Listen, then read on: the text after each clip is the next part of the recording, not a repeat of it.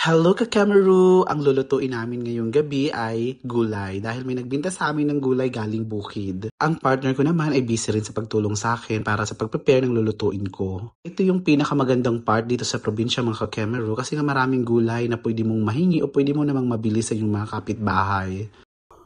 Bawang nataron dito sa amin, parang native siya yung lulutuin. Ito na. May ampalaya din. May ampalaya. Inikos-mikos muna natin ng saglit. Lalagay tayo ng salt. Lalagyan natin ng pangalawang gata muna. Hindi ito yung unang gata. Pangalawang gata. Pa ng 5 araw. Lalagyan natin ng ngalong kagong, guys. Masarap to. Bell pepper yan. Tapos, konting bitchin lang. Inubos ko na lahat guys yung agitway kasi sayang naman, lang, madudunot lang. At saka ito yung tuno, yung unang gata.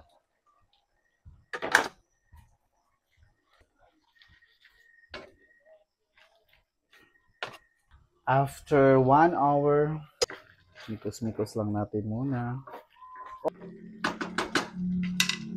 Ano natin kung okay na ba yung lasa niya.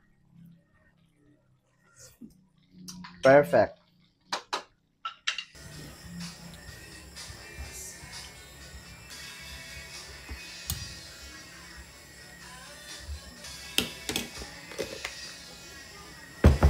Kain po tayo.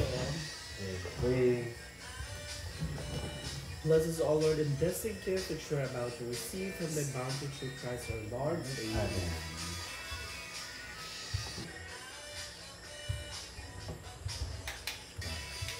Kain po. Agitway.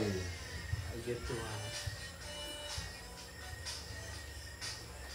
Wow, saan ka dahil? Hindi ko din nagitan.